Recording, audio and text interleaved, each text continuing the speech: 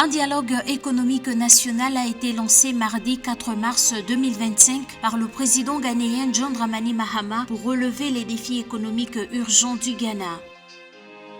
Le Togo a levé avec succès 25,793 milliards de francs CFA sur le marché financier régional de l'Union monétaire ouest-africaine UMOA à l'issue d'une émission de bons assimilables du Trésor lundi 3 mars 2025.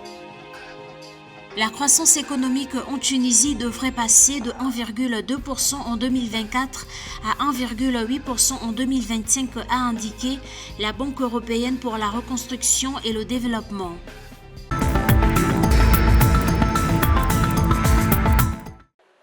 Pour relever les défis économiques urgents du Ghana, le gouvernement a initié ce mardi 4 mars 2025 un dialogue économique national. Le forum de 2 jours dirigé par le président John Dramani Mahama vise à tracer la voie vers une croissance économique durable. Sous le thème « Réinitialiser le Ghana, construire l'économie que nous voulons ensemble », ce dialogue s'inscrit dans le cadre de son engagement à favoriser des discussions inclusives sur les politiques et les réformes économiques en veillant à ce que les principales parties prenantes contribuent à façonner l'avenir financier du pays.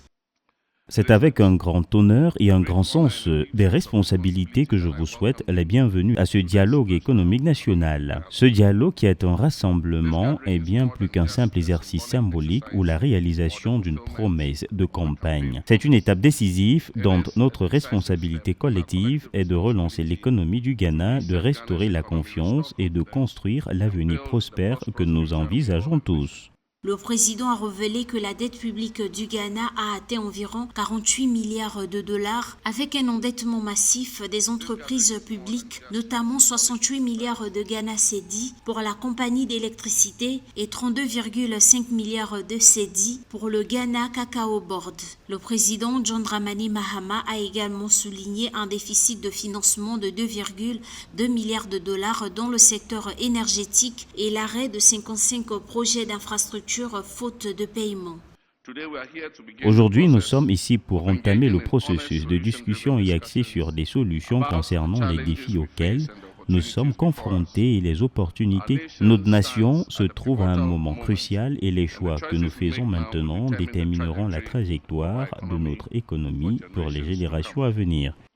Alors que le Ghana est confronté à une crise économique, le gouvernement espère que cet engagement générera des solutions consensuelles pour renforcer la confiance des entreprises, améliorer les infrastructures et améliorer les moyens de subsistance. Les résultats de ce dialogue devraient servir de feuille de route pour la mise en œuvre des politiques guidant les décisions économiques favorisant la résilience et la croissance à long terme.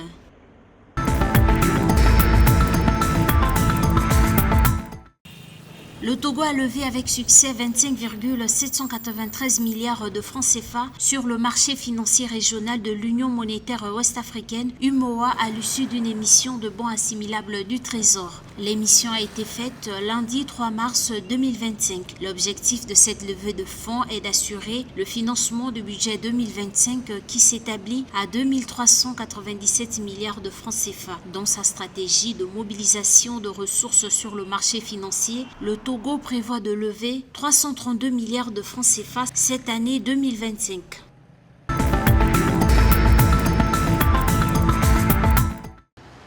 Selon le dernier rapport sur les perspectives économiques régionales de la Banque européenne pour la reconstruction et le développement, l'économie tunisienne connaîtra une hausse de 1,8% en 2025 contre 1,2% en 2024. La banque explique cette progression par la mise en œuvre de la politique d'assainissement budgétaire et par la reprise des exportations et des recettes touristiques.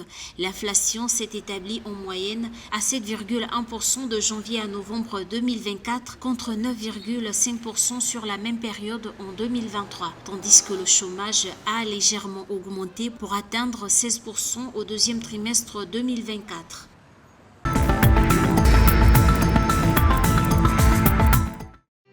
En Guinée, le gouvernement a octroyé 2,3 millions de dollars pour combattre la mouche des mangues dans les régions du pays où la production fruitière est élevée. Les insectes appelés mouches des mangues attaquent les mangues entraînant la décomposition des fruits et causant d'importants préjudices dans les vergers de manguiers. Comme l'indique Fadima Aïdara, directrice nationale de la protection des végétaux au ministère de l'Agriculture et de l'Élevage, ce financement issu du budget national donnera la possibilité aux producteurs locaux de mangue de réduire leurs pertes en matière de production.